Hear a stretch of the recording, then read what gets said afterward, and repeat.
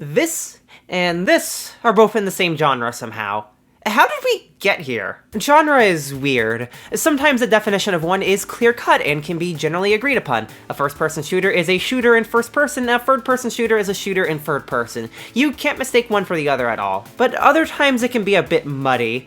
Indie games as a broader genre are one example, as it encompasses basically everything from a title made by one person to anything made by a team with no external publisher. So does that make Destiny an indie game? I've seen people argue both for and against it, but something about it just feels spiritually wrong to me. And those are probably the most interesting genres to me. The ones that have a vaguely agreed upon definition of a couple of defining titles, but then no one can really widely agree on what fits into genre besides it. There's often a lot of semantics of how we categorize things in these vaguer genres, and I think discussing those can help us to learn about how we label, categorize, and describe media. And if there is anything in the visual novel space that has more complexities than what a Denpa game is, I would frankly be shocked. It seems like nobody can tell quite what it means anymore, and it doesn't help the origins of its definitions have been buried under a wall of falsehoods and omissions, especially in the Anglosphere spaces where many people aren't even aware of its ties to old subcultures and magazines. Of course, you have the most directly related Denpa-kei, a term referring to people with a specific kind of delusional conspiracy theorism,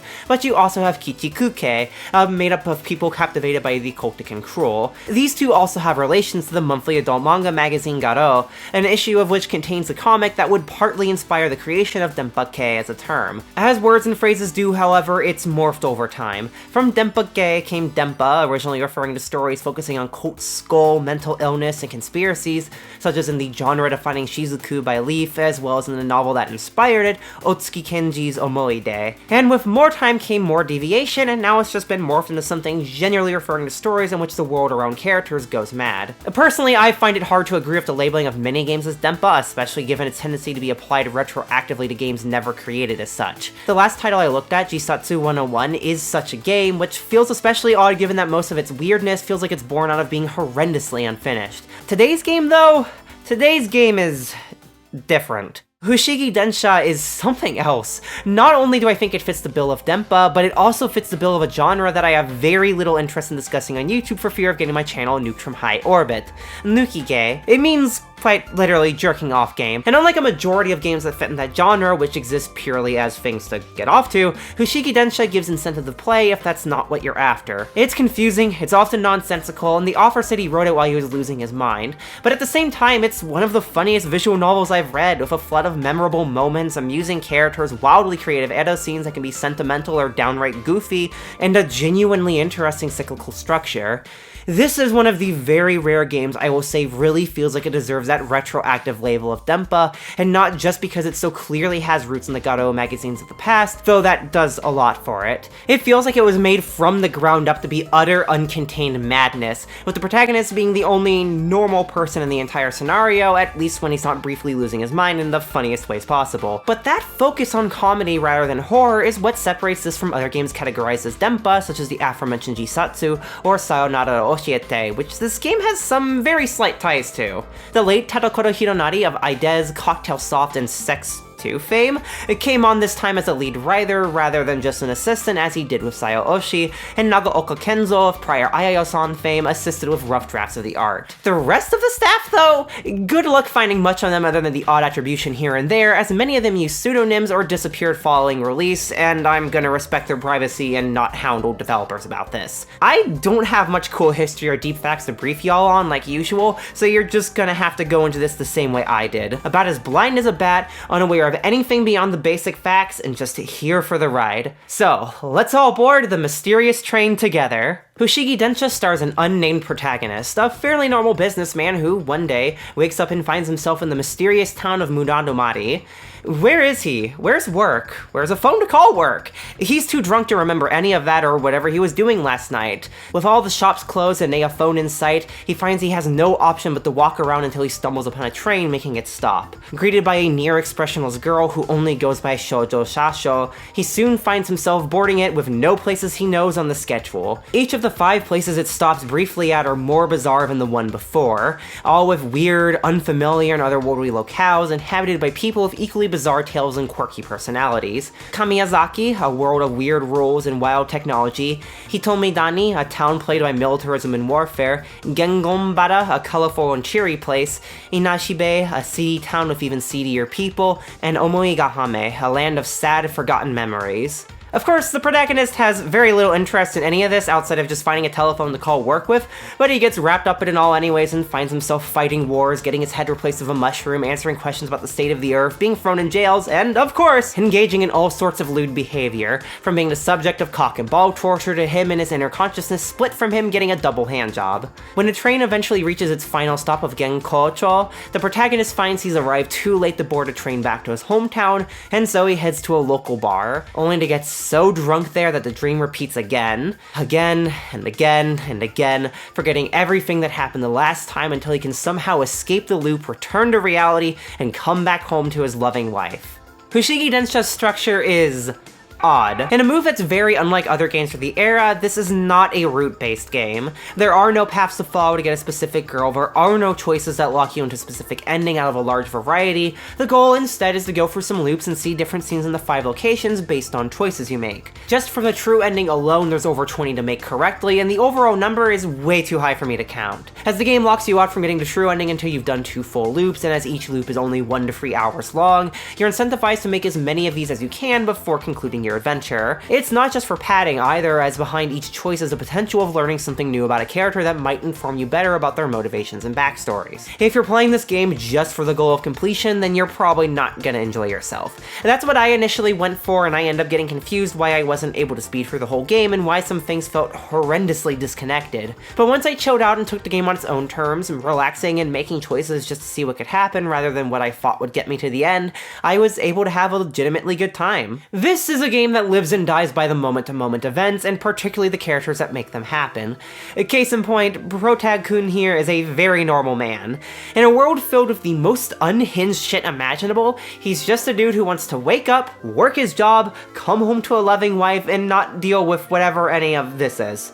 This is reflected in the prose of the game, which is decidedly less an objective narration of what's happening around our lead and more just his internal monologue. It gets interrupted by trailing thoughts, sometimes it makes barely any sense, other times things that happen in the world around him drive him utterly mad for a brief period, and you get to see all of this in first person. And given how trying to objectively and accurately describe a lot of the environments and events in this game is an insurmountable task, I think the choice for the game to be written like this works out well, both from a descriptive and a comedic standpoint. A majority of the monologuing provides an entertaining, straight guy sort of contrast to the absurdity, which only makes it funnier when that falls apart and you get to watch his slow descent into realizing he's a masochist who likes CBT. He's also shockingly not a creepy or horny character. Aside from what takes place in Omoigahame, which is framed as bad and it's debatable if the main character was a part of anything that happens there or not, most scenes are consensual. He also, thankfully, doesn't spend the duration of the game gazing at and harassing the women, and his general thought process with sex pretty much just comes down to him doing what he's gotta do to get back home. Unfortunately for him, or maybe fortunately for everybody playing,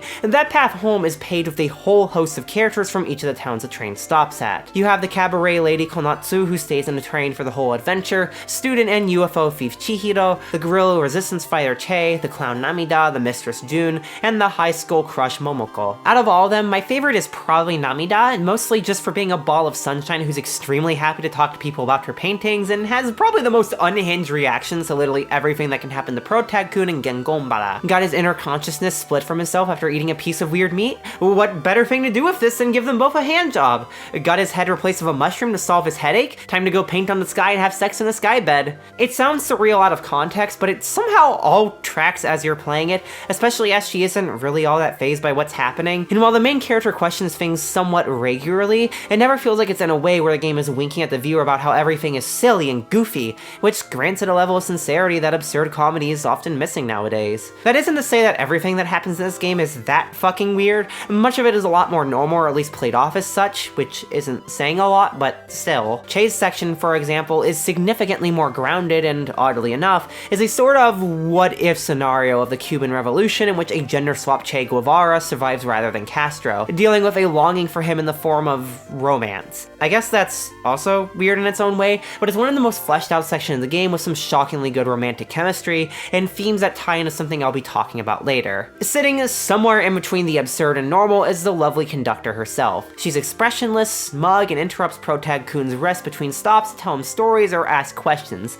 And some of them are fairly simple, others are more abstract, but all end up having some sort of conclusion or thoughts therein that feel as if they're hinting at some sort of grander theme or point to the adventure. She also seems to know a lot more about the main character than she lets on, accusing him of being a liar, knowing his wife's name, and a lot of other things that you wouldn't expect a girl he met just a few hours ago to be aware of. That then brings in the question, just who is she? Is she but one of many figures in her cast, or does she have some deep ties to the main character? Those and some other major character questions get resolved, at least for the few that have dilemmas to resolve, but it's worth noting there isn't overall much in the way of character development here. They're all still charming from the moment you meet them though, if not just because of how offbeat each of them feel in contrast to each other. If everyone was as grounded as Che or unwaveringly fucking bizarre as Namida, then it would start to feel samey, but there's good variety in both the characters and the weird scenarios they find themselves in. And then there's the elephant cock in the room, the arrow scenes. While quite a few are your average heterosex, a lot also have absurd and comedic setups and otherwise things you wouldn't see many other places,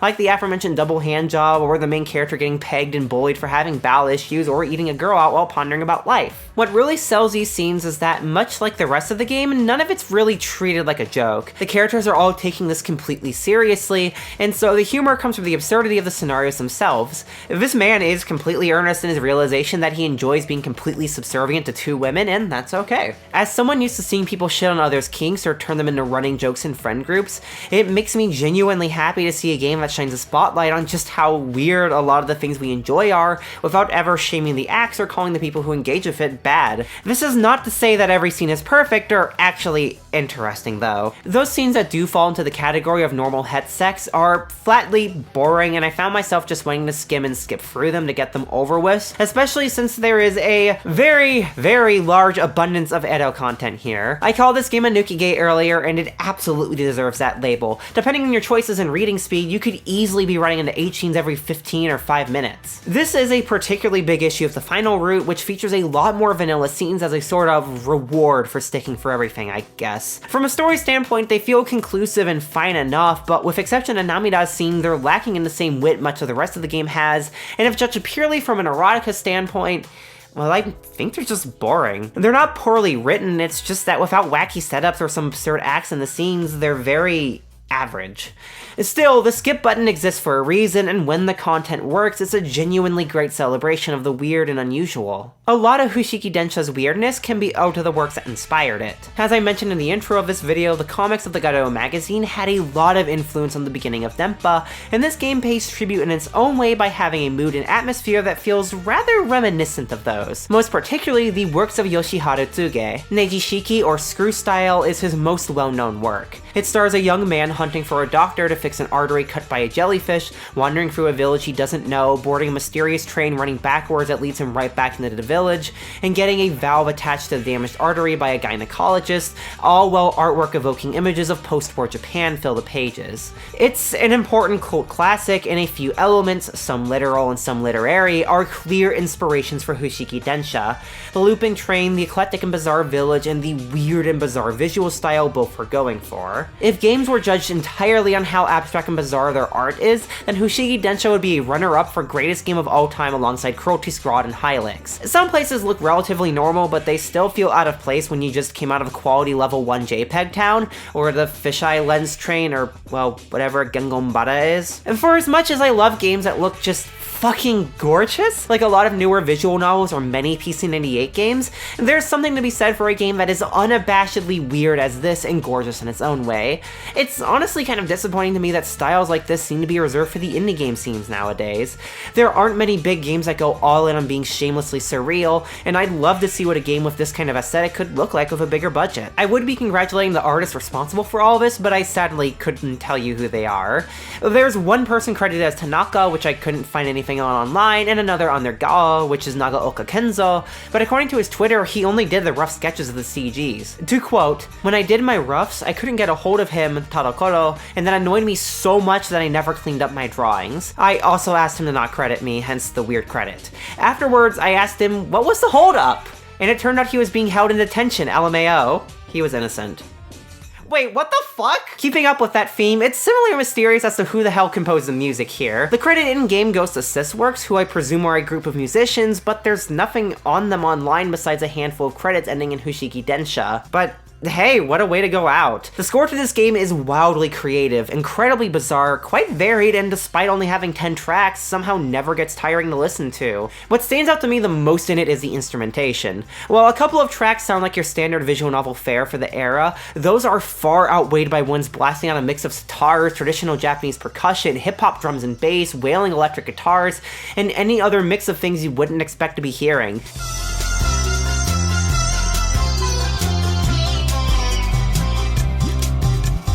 It's a perfect eclectic combination of oddities that blends well with the atmosphere and heightens the moods of moments, be that emotional or comedic. I suppose eclectic is the best way to describe Fushigi Densha in a single word, and almost definitely on purpose. The art makes having no style a style in and of itself, the music bashes together a billion disparate elements into a seamless whole, and the story is but a collection of lightly tied together tales. To quote from Tadokoro's Twitter, to sum it up, no context, no meaning. To be mad is to be merry and bright. But that's not to say the game has no themes or no meaning, even if it's not intended. The beliefs, views, and cultural backgrounds of authors always shine through in their works, and our own histories and studies inform how we view what slivers make it through the cracks of an otherwise quote-unquote meaningless work. So when Tadokoro or any artist says something like what was quoted, I don't think that's a free pass not to examine it and look deeper in, as we can still derive meaning and ideas from parts of himself and his ideology he put into his work. A 2003 visual novel about having absurdly weird sex is no exception to being peered into, and by doing so, I think we can stumble onto some pretty cool things to ponder on. From here on, I'll be getting into spoilers for both general events and the true root of this game, though how much that matters for this I don't really know, since the real joy of playing this game still comes from seeing all the crazy shit firsthand. Still, I've put a timecode up on screen to avoid getting spoiled, so click ahead to that if you want to avoid them. But first, a big thank you to my lovely Patreons. Well, this sure went through production hell. I won't dwell on it too much, but to sum up what happened, my MacBook died, I got a 2-week-long cold, I did half of my GED, I got a replacement for my MacBook thanks to a very generous friend and patron, I built a gaming PC using money from selling instruments I wasn't using, and a game with my music in it got shipped, which you should definitely check out if you like old shoot-'em-ups. I'm actually super proud of how that turned out. The game's really cool. Also, I'm sorry if my voice sounds a bit different in different parts of this video. I had to re-record some segments after my cold, and I recorded the bulk of this video as I was coming right off of it, so my throat was a bit scratchy. Anyways, getting into general channel updates like I tend to, the main thing is that I'll likely start branching out into covering more than just VN soon.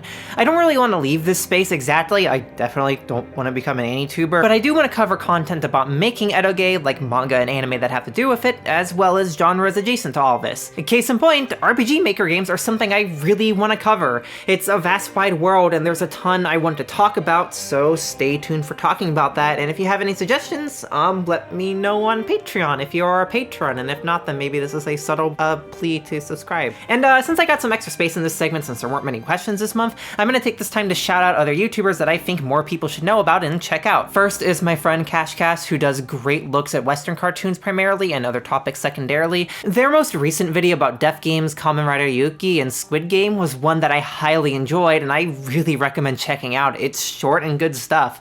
Their other content is fantastic as well. The second is Leslie XP, who I didn't discover until the morning before writing this segment of the video, which I didn't write until the day of finishing editing, but her content is probably some of the best leftist YouTube work I've seen, exploring disability and capitalism in a way that I think is both super captivating, important, and informative, especially if you haven't thought much about disability justice. Both of these channels have less than 10k subs, and I can't recommend checking out both of them enough. The kinds of content they make are very different, but both are seriously underrated and worth giving your time to. As for this very brief Q&A, the one question I got this month from Patreon was this, from Samuel Brooks. Are you planning on covering any of Gen Urobuchi's VNs at any point? I know you already have a pretty large backlog of stuff you want to cover, but I would be really interested in hearing your thoughts and opinions on Sayan no Uta in particular. And the answer to that is yes, I really want to cover Gen Urobuchi's stuff, both because he's one of my favorite writers and because Sayano Uta left a pretty huge impact on me when I first got into VNs. I feel like covering that work, though, would be quite an undertaking, both culturally and in terms of my own feelings, so I'm not sure when I'll do it, but I definitely will at some point in the future. The same goes for covering Lyresoft titles, which patron Dressa suggested. Lyresoft and Gen Urobuchi are both great, and I'd be happy to throw my thoughts on them into the ether. If you too want to ask me questions and have your name up here on the screen, then consider helping me out financially via Patreon monthly or one time via Ko-fi. Either way helps me a ton, and if you aren't able to, then no worries. Simply watching this, sharing it, liking, commenting, and or subbing all give me a boost and genuinely help out a ton, as well as just making me feel happy. Thank you everyone so much, and back to the show. Before I get into the analysis, let me give a recap of the plot to set some grounds to work off of. Each loop of the game until the final one starts and ends in the same way. Protag-kun wakes up wasted in a mysterious town, boards a mysterious train, and goes on the ride, having regular sexual encounters with various characters he meets along the way before the train ride is over, and he finds himself back in reality, only to get drunk on a fancy new Russian drink the bartender got in, and repeat it all over again. It's not clear how many times this has happened before the game has begun for the player. It could be his first loop, it could be his 1000th, but either way he's trapped in this purgatory until he can successfully do what must be done at each of the 5 stops. None of these ends in a way that's particularly favorable for our protagonist though. With Chihiro, he gets her mother to retract her disownage of her after she stole her UFO, and goes for a marriage ceremony as ordained by Paragilia, a godlike entity she and her mother worship and briefly mention another path. This ends in failure, however, as after the two have heart-to-heart sex inside her, Paragilia rejects the marriage on the grounds Protag-kun has no name. With Che, he gets to fight in the guerrilla war against the militants alongside her,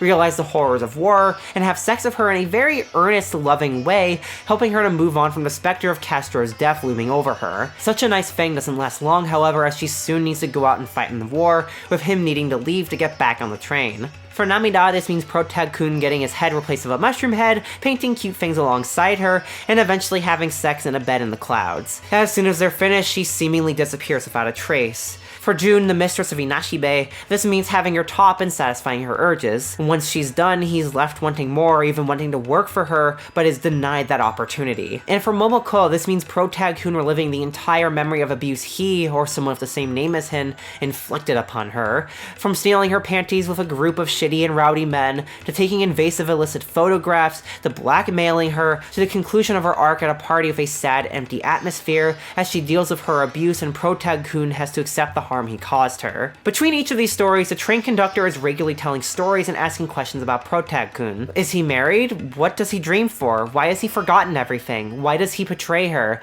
She even peppers in facts about herself. She talks about an unfaithful husband, and when talking about marriage, she says she too will be married in the future. While none of this makes any sort of sense on the first few runs, I do think some of it clicks into place at the end. On the very last stop back at reality, the conductor invites Protag-kun to have sex, both basking in the pale moonlight. She says they finally came together before the two separate and he remembers everything. His wife of 3 years, his name Takahashi, his job, and his maid back home. He's greeted by his wife Sayuri. The two chat for a bit about him being out of contact for a short period, joking about him thinking about and being with other girls, before she pulls out a gift for him from one of their neighbors.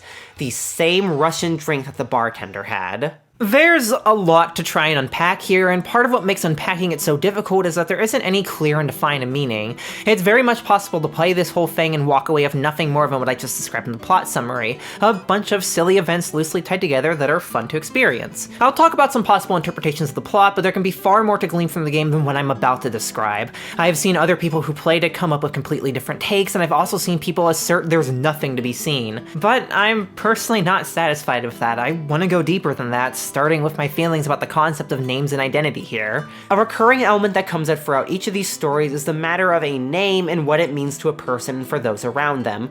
If you ask Konatsu, she says that a name doesn't really have a meaning in a literal sense. It doesn't determine anything about the person who's assigned it. This isn't to say names have no meaning, however, as in a more abstract sense, they serve a purpose in the form of memory and association. Take for instance the name Takahashi, what the man at the beach refers to Protag-kun as. Maybe by itself it's not anything, but to that man there's a number of associations that come with it. The guy who stole panties, the guy he's friends with, and so on.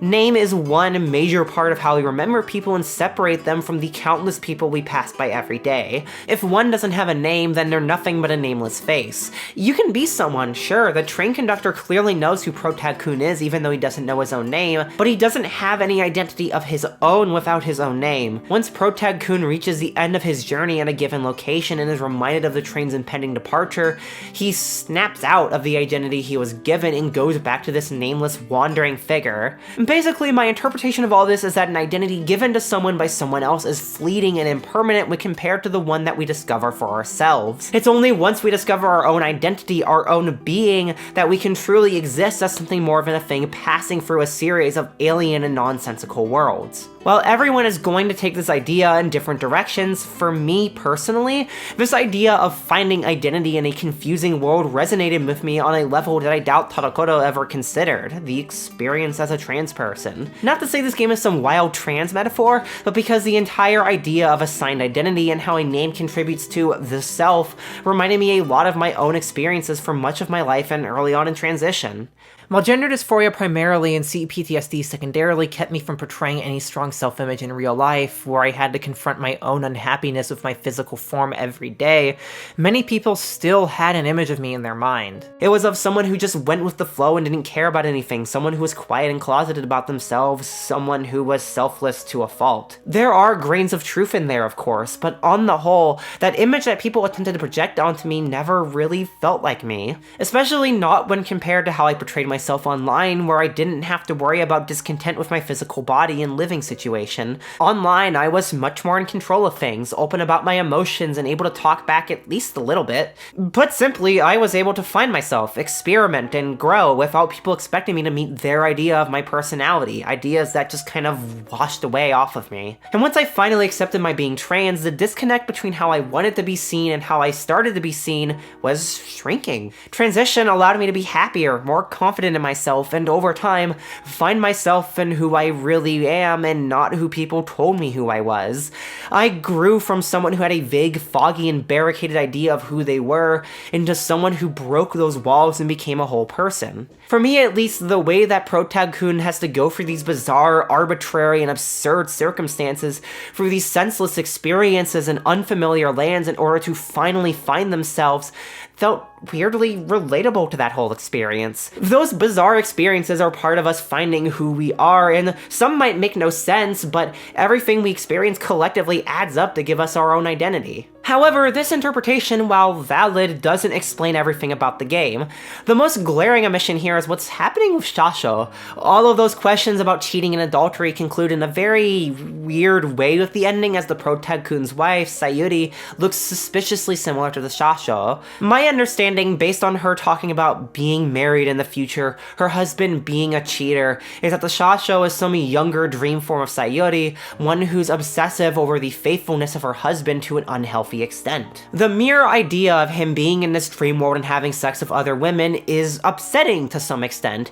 As the Shasho says, she doesn't want her husband to even be fantasizing about other women, as he swore just to love her. So then the question I suppose it's asking the player is, what breaks faithfulness in a monogamous relationship? Where are the boundaries with that? What do these fantasies mean in the context of a relationship? And just what is it that we're yearning for when we imagine other things in a monogamous relationship, and why are we yearning? I think these questions are something that exists at the heart of Fushigi Densha's story, and to explore this, I want to look at the game through a completely different angle. When I was talking about this game with my friend Castell when they were proofreading the first draft of the script, they brought up their view of the game as it relates to Mark Fisher's concept of lost futures, which ended up fascinating me so much that I had to reiterate and build off of it.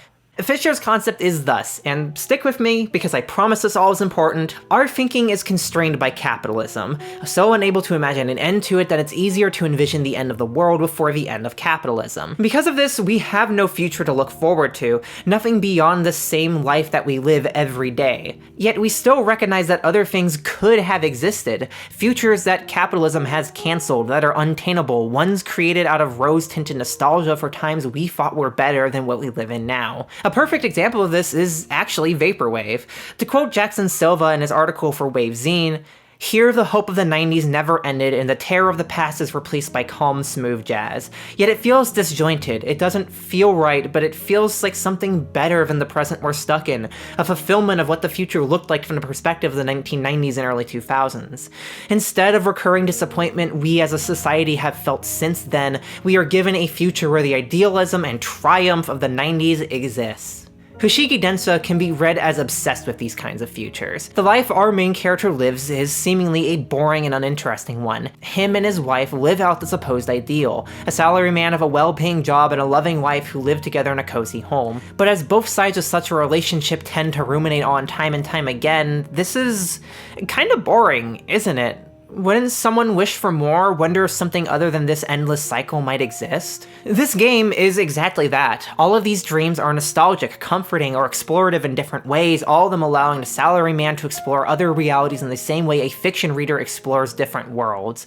Some, like Namida, offer him a chance to explore a part of him that's expected to be abandoned. Pure, childish joy. Wouldn't it be nice if one was still afforded the ability to engage in this after adulthood rather than conform in work? Or perhaps, what about Che's story, which offers us a glimpse into what may have happened had Che survived in place of Castro in the Cuban Revolution? Could history have changed for the better for all of us? Would we have a future we could imagine? There is no definitive answer to these questions, and certainly any we come up with is seen with a mixture of romantic nostalgia and disdain for the exhausting and endless reality we live in.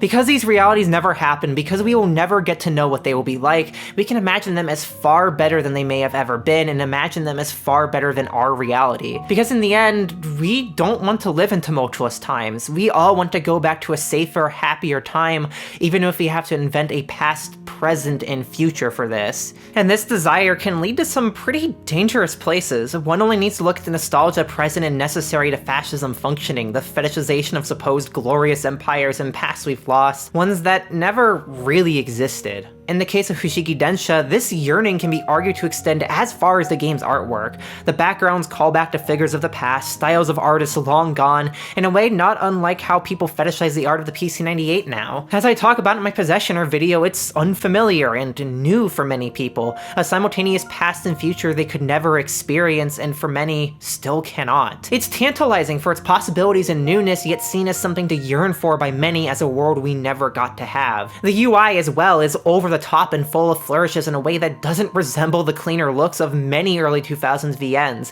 It feels far closer to something perhaps like a PC-98 game, what some may have thought as a golden age. For those who played the games and have fond memories of the time, such a thing is comforting. It evokes nostalgia. And that's what Fushigi Densha is. It's nostalgia. It's the yearning for a time gone, the yearning for times that we could have had, for worlds that we were denied. Yet no matter how much we think about this, as long as our thinking is constrained by a system of endless, meaningless work with no creativity or life, we must always return to this reality. Fantasy cannot last forever, nostalgia cannot last forever, and in the end, we will always go back to being the salaryman with a wife and a bottle of vodka. As depressing as that conclusion may be, I want to stress something important I said there, which is that this may only be true so long as our thinking is constrained. I personally think there is a future beyond all this if we challenge ourselves to understand the world and the systems governing it. The world today, as it always has been, may be in shambles, but that doesn't mean we have to just give up. We still have a future. By asking what it means to destroy the things that divide us, what comes after, and how to build something better for all, by asking not just how we can create equality, but how we can be liberated from what forces us into inequality, we can envision possibilities beyond what we have now, and from there we can pave slow and steady paths to a brighter future, one that isn't based in nostalgia. It isn't quick, and there's no definitive solid answer like many would desire. It's a slow process, laden with dialogue, one that sometimes feels like a never-ending train ride, but progress has never really been fast, and abolitionism isn't about breaking the status quo overnight. That doesn't mean we shouldn't try to educate ourselves and each other, nor nor does it mean we shouldn't build community and care for each other or take part in whatever we can to create a more caring world, one step at a time, even if just for those around us in the beginning, because ultimately, we can make something better than what we have now. We can have a future. And in the end, I don't know which of these two interpretations is more valid. The game as a metaphor for the search for identity, or the game as a metaphor for our desire for nostalgia and futures we will never have. And while they might be incompatible on the surface, perhaps both can exist simultaneously. There's something to be said for how so many people are still able to find themselves even while in oppressive systems, even if we sometimes may abide by them for a time in the process of that. I know it took me a long time to stop desiring to just simply fit in and do what everybody else does, but I'm a way happier and just brighter person because of that. I think the fact this game can be understood both of these ways, as well as many more, is what makes it so fascinating to me. Its lack of inherent meaning, so to speak, allows it to be given many more meanings than maybe it could have possibly had otherwise. But still, in summary, this is one of the weirdest games I've ever played. The plot often makes little sense, the world the game is set in is nonsensical and bizarre, the music is wildly creative and offbeat, and the art looks like what would happen if Picasso consumed mass amounts of anime, yet within all of that chaos is something incredibly mesmerizing and captivating. Out of every game I've reviewed so far, this is probably the one I've had the hardest time coming up with anything to say about, since the game really does not try to give itself any clear overarching meaning, and yet depending on your knowledge and your own experiences, it's possible to walk away with something both meaningful and genuinely insightful. Both of the takeaways I got from the game, one expanding on something a friend provided and another made by myself, are things that I'll be thinking about a lot. Even without that, however, I still think Fushigi Densha is a legitimately great ride just because of how chill and absurd it is. It's rare you find a visual novel that so explicitly wants you to lay back and vibe, and is confident enough in itself to throw some wild shit your way to digest and laugh at.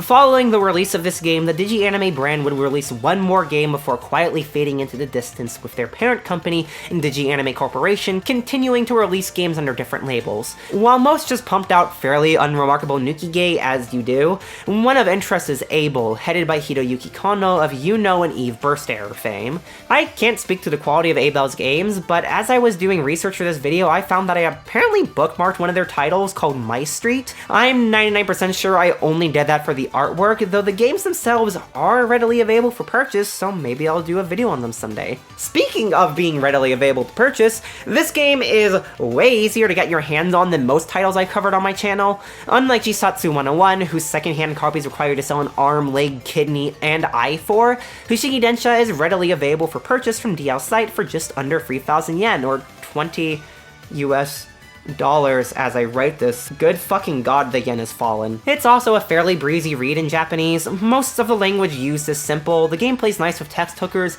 and it's almost fully voice acted with great work by some big names that eroge fans might recognize, like Maki Midori, Shion Miyobi, and Ono Marina. It honestly surprises me this game hasn't been translated yet, given its fairly short length and easy text.